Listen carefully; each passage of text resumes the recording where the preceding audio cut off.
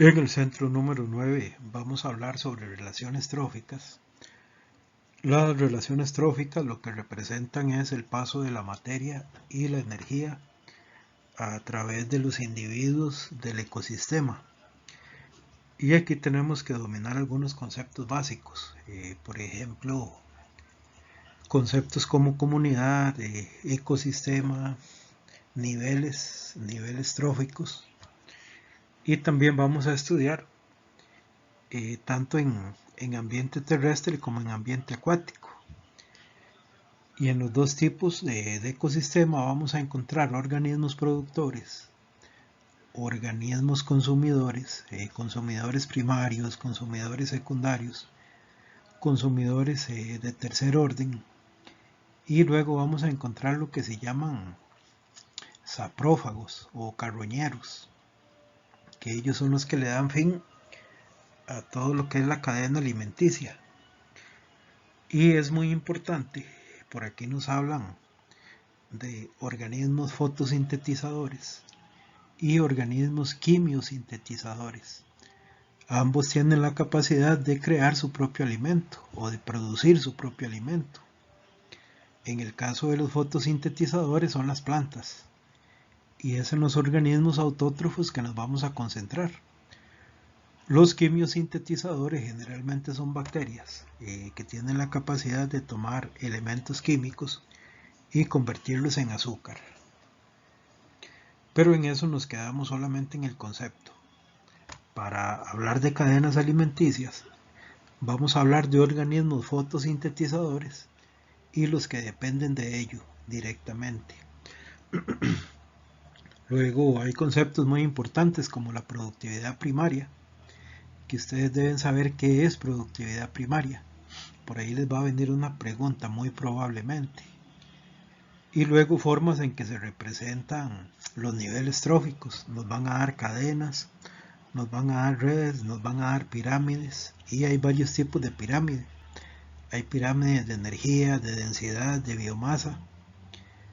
Y luego pasamos a lo que se llaman las leyes que rigen los ecosistemas. En este caso vamos a hablar de lo que es la ley de Lavoisier y las leyes de la termodinámica. Básicamente lo que dice Lavoisier es que la energía no se crea ni se destruye, simplemente se transforma. Sí, es un concepto. Y luego las leyes de la termodinámica, que ahorita vamos a revisar cada uno de los conceptos, que para este caso son dos leyes de la termodinámica que vamos a repasar. Luego tenemos una ley muy importante que se llama la ley del diezmo o la ley del diezmo ecológico. Y finalmente ellos van a cerrar esta serie de ejercicios con algún texto que nos hable sobre las implicaciones del ser humano en los ecosistemas, por ejemplo, cómo ha contaminado, y ahí tenemos casos como la amplificación biológica o biomagnificación, la eutrofización, y luego probablemente les pongan alguna lectura sobre qué acciones se pueden tomar para restablecer o para prevenir que los ecosistemas sean dañados. Más o menos, esta es la materia que vamos a ver en el centro número 9. Y comenzamos repasando algunos conceptos muy básicos, por ejemplo, el concepto de componentes bióticos. Recordamos que son los componentes que tienen vida del ecosistema, por ejemplo, las plantas, los animales, el mismo ser humano, es un componente biótico del ecosistema. Y por el otro lado tenemos componentes abióticos, que son elementos que nunca han tenido vida, por ejemplo, el aire, la temperatura, la luz del sol, rocas, cuevas, etcétera. Con concepto de ecosistema, que ya lo sabemos, ¿verdad? Básicamente, que es donde interaccionan los componentes bióticos con los componentes abióticos. Relaciones tróficas, que son relaciones basadas básicamente en alimentación, cómo se transfiere la materia y la energía de unos organismos a otros. Luego tenemos cadenas o tramas alimenticias. Ya sabemos la cadena alimenticia, por aquí tenemos la figurilla. Entonces nos dice que inicia con una planta, el gusano que se alimenta de la planta sería el consumidor primario. Eso es muy importante que lo anoten. La planta es el organismo productor. El que se alimenta directamente de la planta se llama un consumidor primario. Y luego el que se come el gusanillo, en este caso, sería el consumidor secundario. Y el que se come el consumidor secundario sería el consumidor terciario. Y luego el que se come el consumidor terciario sería un consumidor de cuarto orden o consumidor cuaternario. Más o menos esa es la idea de todas las cadenas alimenticias, sean estas terrestres o sean acuáticas, como la que está a la derecha, ¿verdad? Por ejemplo, si revisamos la cadena acuática, tenemos organismos productores, tenemos consumidores primarios, ¿verdad?, que comen directamente de los productores. Tenemos consumidores secundarios, terciarios y cuaternarios. Es más o menos el mismo concepto. Pero lo importante aquí es que ustedes tengan muy claro que la planta, en el caso de la cadena marina o la cadena acuática, el fitoplancton, son los productores. Entonces las plantas son los productores. El que come de la planta es un consumidor primario y el que se come a este organismo es un consumidor secundario. Y ahí van tomando los diferentes niveles. Luego tenemos pirámides, hay diferentes tipos de pirámides, ahora vamos a revisarlas. Hay pirámides de materia, pirámides de energía, pirámides de densidad. Y luego aquí tenemos el concepto de productividad primaria. La productividad primaria en un ecosistema es básicamente la energía que la fotosíntesis ha fijado en las plantas, gracias a la energía que proviene del sol. Entonces las plantas toman la energía del sol y a partir de ahí comienzan a producir diferentes azúcares para fijar esa energía en las plantas. Luego esa energía va pasando a través de las cadenas alimenticias, ¿verdad?, el organismo que se come una planta y todo lo demás depende de eso. Luego tenemos redes. La red trófica son varias cadenas, pero no es lineal, sino que puede tomar cualquier dirección. Por eso se llama red. Y también vamos a tener red acuática. Entonces es importante que repasen las figurillas y recuerden. Y luego nos pasamos a lo que se llama las leyes de los ecosistemas. En primer lugar, la ley de Lavoisier. La ley de Lavoisier lo que dice es que la energía no se crea ni se destruye, simplemente se transforma. Entonces, cuando la energía pasa de un organismo a otro, se va transformando en diferentes formas. Por ejemplo, una manzana lo que tiene es energía química, que está almacenada en los azúcares. Pero cuando, por ejemplo, un mono se come la manzana, él va a comenzar a producir diferentes tipos de energía. El organismo va a utilizar esa energía que está almacenada en la manzana para producir calor. Y luego va a producir energía mecánica para el movimiento. Y etcétera. Ahí se van produciendo diferentes tipos de energía. Luego tenemos las leyes de la termodinámica, que son dos para este caso. La primera ley lo que dice es que la energía puede transformarse de una clase a otra, pero no se crea ni se destruye. Es básicamente la ley de Lavoisier, ¿verdad? La energía no se crea ni se destruye, simplemente se transforma. Y luego viene la segunda ley de la termodinámica. La segunda ley de la termodinámica lo que dice es que cuando la energía pasa de un organismo a otro va a disminuir, porque una parte se va a ir al ambiente en forma de calor, ¿verdad? Entonces, por ejemplo, si analizamos la cadena alimenticia, el gusano toma cierta cantidad de energía de la planta.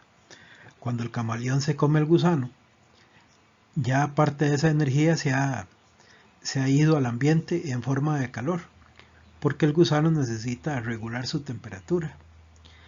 Y así todos los organismos. Pongamos el ejemplo del ser humano.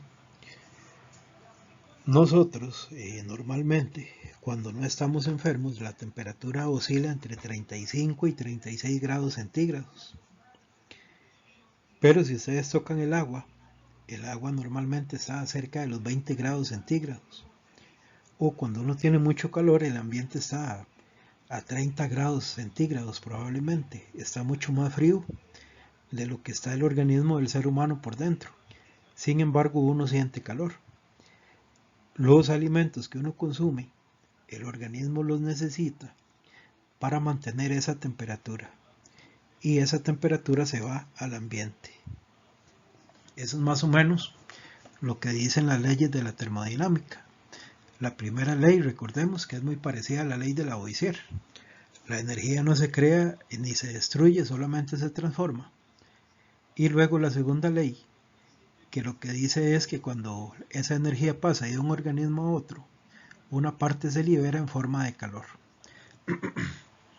Luego tenemos la ley del diezmo o la ley del diezmo ecológico, que lo que nos dice es que cuando la energía pasa de un nivel a otro, ¿verdad? Estamos hablando de pirámides, cuando la energía pasa de un nivel a otro, lo que llega es el 10%.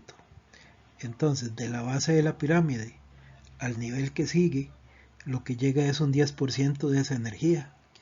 Y luego de ese nivel al nivel que sigue, lo que llega apenas es un 10%. Por eso se llama la ley del diezmo, ¿verdad? Lo que pasa de un nivel a otro es el 10% de la energía. Luego tenemos algunos conceptos importantes, como la biomagnificación. En el caso de la biomagnificación, lo que ocurre es que algunos productos químicos se acumulan a lo largo de la cadena alimenticia. Entonces, conforme se va avanzando en la cadena, los animales que están en los niveles más altos van a tener mayor concentración de ciertos químicos. Ahora, antes de resolver los ejercicios, vamos a repasar estos conceptos. Luego tenemos lo que se llama eutrofización. Básicamente la eutrofización consiste en que el agua está contaminada y principalmente se ha contaminado por fertilizantes que se utilizan en agricultura. Cuando llueve, el nitrógeno y el fósforo generalmente son arrastrados a las quebradas y luego a los ríos, y eso se va acumulando y genera cierto tipo de algas, que lo que hace es producir como una capa verde sobre el agua, y entonces no permite el intercambio de oxígeno, y entonces ya los diferentes peces y otro tipo de animales que acostumbraban a vivir en esas zonas ya no van a poder vivir, porque el agua pierde el oxígeno y generalmente lo que hace es podrirse. Luego tenemos análisis de textos, ¿verdad? De diferentes problemáticas, que ya les queda a ustedes de tarea practicar algunos ejercicios para que se acostumbren a la forma de preguntar. Vamos a repasar con un poquito mayor de profundidad algunos conceptos relevantes para esta prueba. Aquí tenemos una pirámide trófica de energía. Y aquí generalmente lo que vamos a tener en una pirámide son niveles. En primer lugar están los primarios, productores primarios, que son las plantas, que ellos toman la energía del sol para comenzar a producir azúcares, ¿verdad? Y esos azúcares van a alimentar a los consumidores primarios. Los consumidores primarios alimentan a los secundarios y los secundarios a los terciarios, y ahí va avanzando la pirámide. Ahora, ¿cómo hago yo para reconocer que una pirámide es de energía? Bueno, en primer lugar nos van a hablar de kilocalorías, nos pueden hablar de calorías o nos pueden hablar de julios, ¿verdad? Esas son las unidades en que se mide la energía. Y también vean, aquí se está liberando calor. Cuando se libera calor, recordemos que esa es la segunda ley de la termodinámica. Cuando la energía pasa de un nivel a otro, gran parte de esa energía se libera al ambiente en forma de calor. Entonces recordemos eso. Pero aquí principalmente la idea es reconocer que la pirámide es de energía por cuestiones como calorías, kilocalorías o julios, ¿verdad? Que son las unidades. Y luego ya ustedes repasan lo demás. Esta es una pirámide de biomasa. ¿Cómo sabemos que es de biomasa? Porque nos están hablando de kilogramos. Por ejemplo, aquí nos dicen que los productores primarios de este ecosistema tienen 1000 kilogramos. Cuando pasamos de nivel apenas tenemos 100 kilogramos. Y si pasamos de nivel apenas hay 10 kilogramos. Y si pasamos de nivel apenas hay 1 kilogramo. Más o menos esto se relaciona con la ley del diezmo, ¿verdad? Se va reduciendo aproximadamente en el mismo volumen. Pero aquí lo que nos interesa es que si nos hablan de kilogramos, de gramos, de medidas que tienen que ver con masa, entonces la pirámide es de biomasa. Bio, recuerden que bio es vida, entonces sería la masa viva. Para hablar de las leyes de la termodinámica, tenemos que saber cuáles son los diferentes tipos de sistemas termodinámicos. Y básicamente tenemos tres tipos de sistema termodinámico: uno abierto, uno semiabierto o semicerrado y uno completamente aislado. ¿Qué pasa, por ejemplo, si yo pongo agua caliente aquí o agua hirviendo en un vaso de estos? Se va a intercambiar tanto masa como energía, porque recuerden que el agua cuando está muy caliente o cuando está hirviendo lo que hace es convertirse en vapor, y ese vapor comienza a subir y se va a la atmósfera. Entonces de aquí sale tanto calor como masa. En el sistema cerrado se supone, ¿verdad? Si ustedes ponen una tapa en el vaso de agua con agua hirviendo, se supone que solamente se va a compartir calor, que esa sería la energía, ¿verdad? El calor. Si ustedes acercan la mano, entonces se va a sentir un poco más caliente el aire cerca del vaso que más lejos. Y luego tenemos lo que se llama el sistema aislado, donde no se intercambia ni calor ni se intercambia masa, ¿verdad? No sale nada del termo, supuestamente, pero si ustedes dejan café en un termo, ya a las varias horas está frío completamente, por algún lado se salió ese calor. Pero en concepto teórico, en el sistema aislado, no hay intercambio ni de energía ni de masa con el ambiente. Entonces, tres tipos de sistemas termodinámicos: el sistema abierto, donde se intercambia la masa y la energía; el sistema cerrado, donde solamente se intercambia energía; y el sistema aislado, donde no hay intercambio de ningún tipo ni de materia ni de energía. Y ahora aquí tenemos de forma muy resumida la ley de Lavoisier. Lavoisier fue un señor francés, él murió en la Revolución Francesa, y lo que planteaba es: la materia no se crea ni se destruye, solamente se transforma. Y entonces, si ustedes van a un laboratorio y realizan una reacción química y mezclan estas dos sustancias, la sustancia A con 37 gramos y la sustancia B con 13 gramos, al final de la mezcla tiene que estar toda esa masa, ¿verdad? En este caso 50 gramos, que sería sumar 37 más 13. Eso es más o menos lo que él plantea, ¿verdad? No se va a desaparecer. La materia no se destruye, no desaparece, simplemente se transforma. Pero tanto del lado izquierdo de la reacción química como del lado derecho, la masa tiene que ser igual. Y aquí tenemos nuevamente las dos leyes de la termodinámica.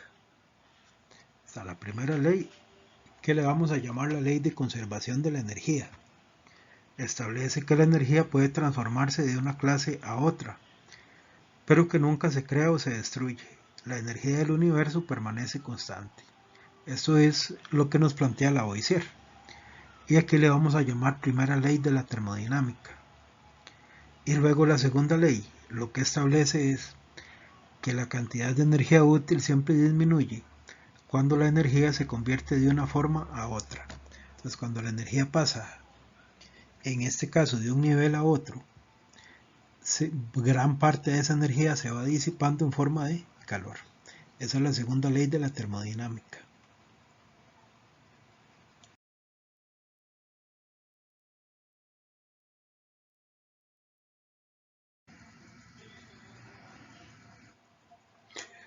Ahora tenemos la ley del diezmo, ¿verdad? Como habíamos visto, solamente el 10% de un nivel pasa a otro nivel.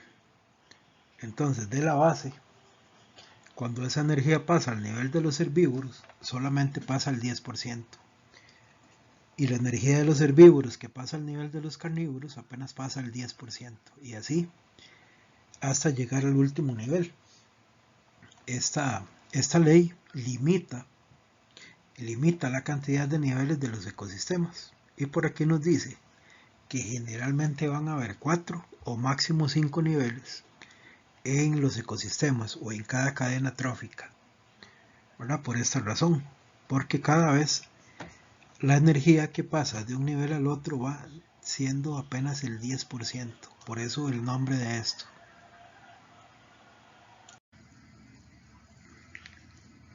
Con respecto al concepto de biomasa, la biomasa es la masa de los seres vivos, pero también la biomasa son desechos, residuos que vienen directamente de los seres vivos y que se pueden utilizar como fuente de combustible. Entonces vamos a tener claro los dos conceptos, ya sea que nos pregunten de una forma o de la otra, ¿verdad? Entonces, en este caso, los organismos fotosintéticos capturan la energía del sol para producir lo demás. Y entonces todo lo que son residuos forestales, agrícolas, residuos ganaderos, se puede utilizar como fuente de energía. Dos conceptos que es necesario tener muy claros para que no se les confunda en el examen. Bioacumulación. Cuando a mí me hablan de bioacumulación, es el mismo individuo a través del tiempo va aumentando sus niveles de contaminación. En este caso tenemos un pez. Entonces puede ser que el pez viva en aguas muy contaminadas. Digamos que por ejemplo mercurio. Entonces ese pez a través del tiempo va adquiriendo más mercurio y lo va incorporando a su organismo, pero siempre es el mismo individuo. Eso es bioacumulación. En el caso de la biomagnificación es parecido, pero es completamente diferente, porque la contaminación va pasando a través de la cadena alimenticia. Entonces, por ejemplo, las plantas están contaminadas y llega el consumidor primario, come de la planta y también se contamina.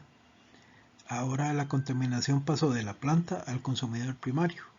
Luego viene el consumidor secundario, se come el consumidor primario y también se contamina. Ahora ya la contaminación está en 3 niveles. Y finalmente el consumidor de tercer orden o terciario se alimenta del consumidor secundario y también se contamina. Entonces, esa es la diferencia básica entre bioacumulación, que es el mismo individuo a través del tiempo, y la biomagnificación, que es cuando la contaminación pasa a través de la cadena alimenticia.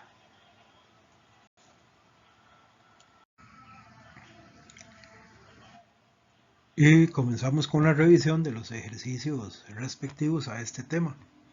Iniciamos en el ejercicio 5. Dice, considere la siguiente información sobre relaciones tróficas en los ecosistemas.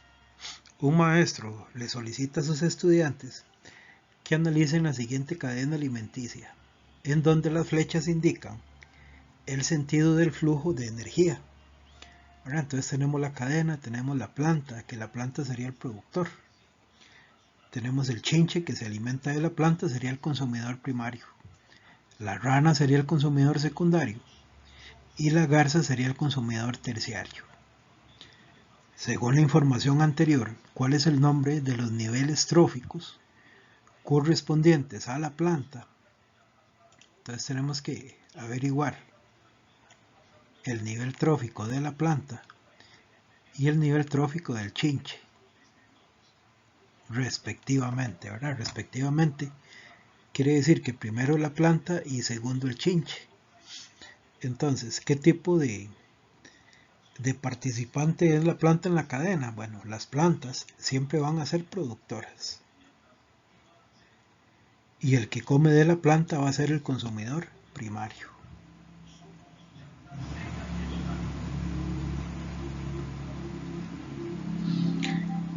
Y esa sería la respuesta, ¿verdad? Tengan muy claro quién es el productor y luego el orden en que se desarrolla la cadena, ¿verdad? Para que sepan cuál es el consumidor primario, cuál es el consumidor secundario y cuál es el consumidor de tercer, cuarto y quinto orden hasta donde llegue la cadena.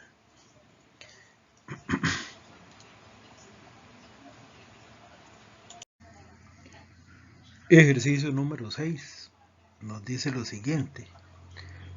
Lea el siguiente texto sobre las relaciones tróficas en los ecosistemas.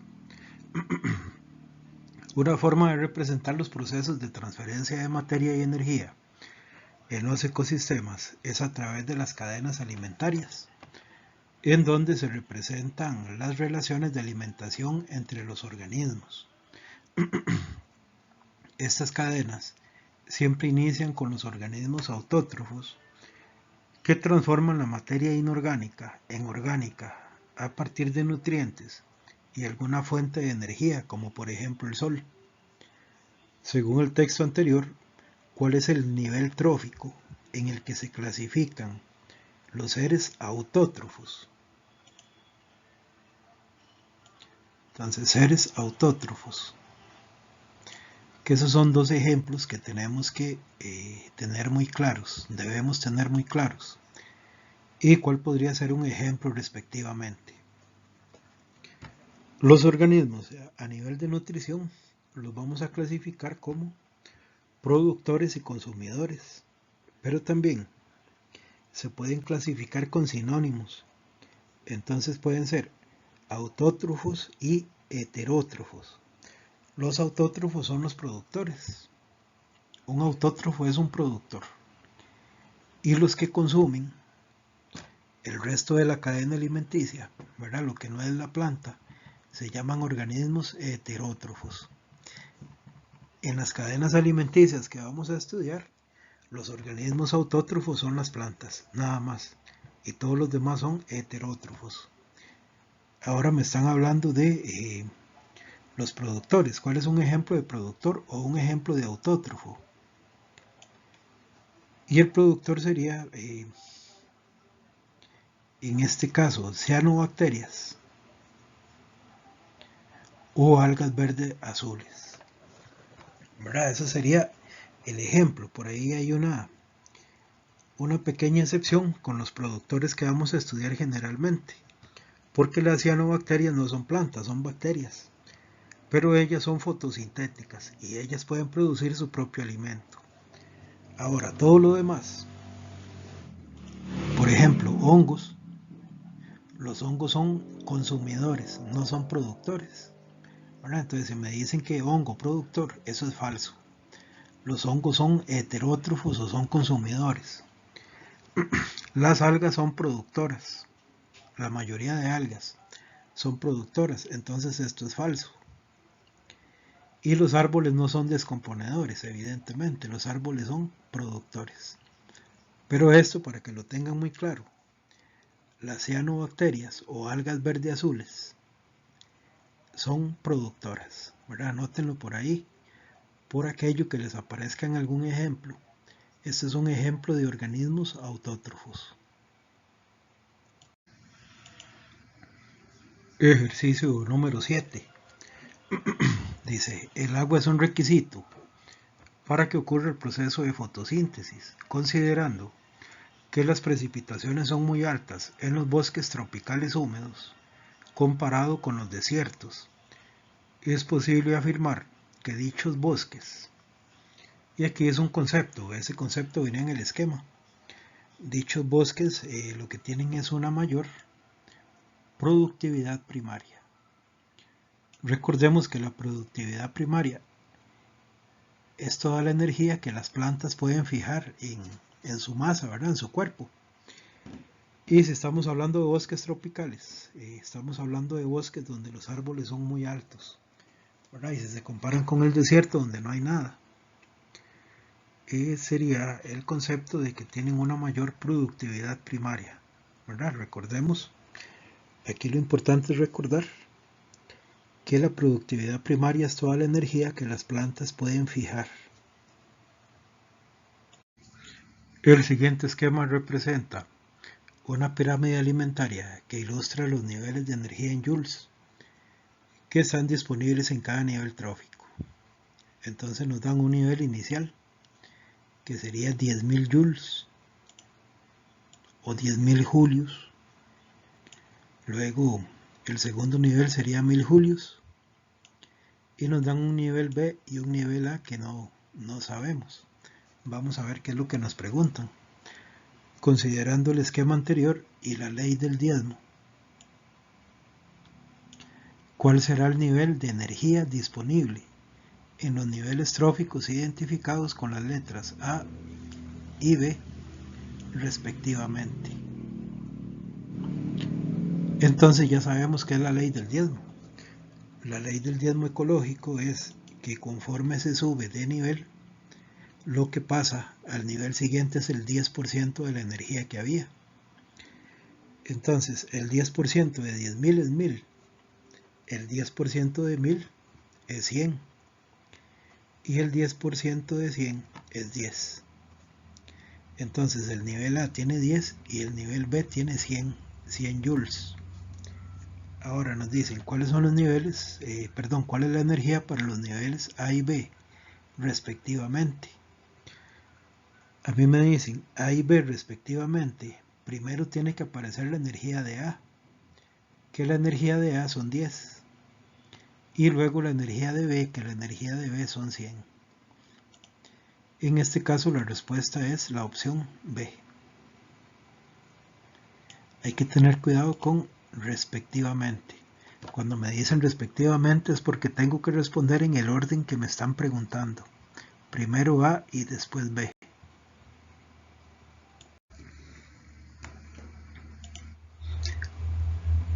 A partir de esta lectura vamos a responder los ejercicios número 9 y número 10. Dice, los procesos de enriquecimiento de nutrientes del agua se deben a la intervención del ser humano cuando agrega fertilizantes a la tierra para abonar los cultivos o cuando los excrementos del ganado no son manejados adecuadamente. Estos, como consecuencia de las lluvias, son arrastrados a los lagos y otros cuerpos de agua. Una vez que ingresan a los ecosistemas acuáticos, se producen una serie de alteraciones que generalmente resultan en el mal olor del agua, además de una reducción en los niveles de oxígeno que afecta a los peces y entre otros organismos acuáticos. Ok, tenemos una afectación directa de los fertilizantes que se utilizan en agricultura. También excrementos de ganado. Y eso nos va a traer como consecuencia la contaminación del agua, mal olor y reducción en los niveles de oxígeno. Aquí lo que falta es que nos digan que el agua se pone verde, pero tengan muy claro qué es la eutrofización, ¿verdad? Porque no siempre les van a decir que el agua está de color verde, pero sí hay que reconocer ciertos agentes que causan y ciertas consecuencias. En este caso, los principales agentes son los fertilizantes de la agricultura y ya luego vienen diferentes residuos, por ejemplo, de lugares donde trabajan con café o donde hay ganado de diferentes tipos, ¿verdad? Pueden ser cerdos, pueden ser vacas, etc. Y eso lo que va a hacer es contaminar el agua. Generalmente la eutrofización la vamos a relacionar con dos elementos químicos, el nitrógeno y el fósforo. Entonces ellos son arrastrados por las lluvias y llegan a lagos, ríos, etc. Y lo que va a pasar es esto. Sobre el agua van a comenzar a crecer diferentes tipos de alga que va a impedir que el agua se oxigene, que haga intercambio de gases con la atmósfera. Y lo que va a crecer es esa capa, que al final termina pudriendo el agua, la deja con mal olor. Esa es la eutrofización.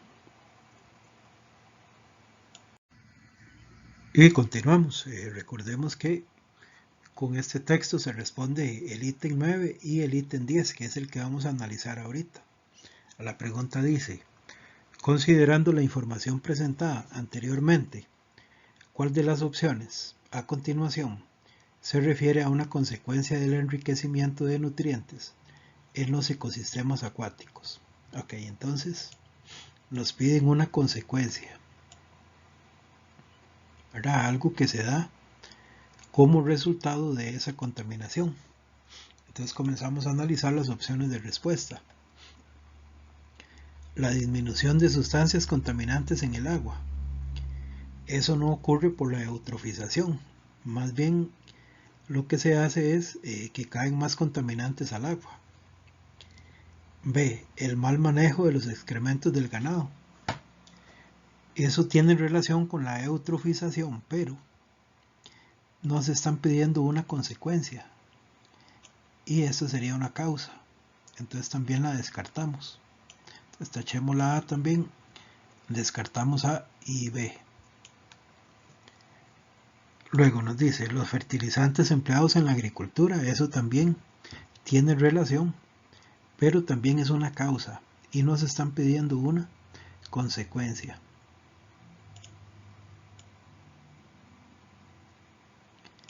Y finalmente esa sería la consecuencia, la mortalidad de organismos acuáticos, ¿verdad? Como el agua está muy contaminada y ya está sin oxígeno, entonces muchos organismos comienzan a morir, porque ya no hay forma de mantener la vida en medio de tanta contaminación.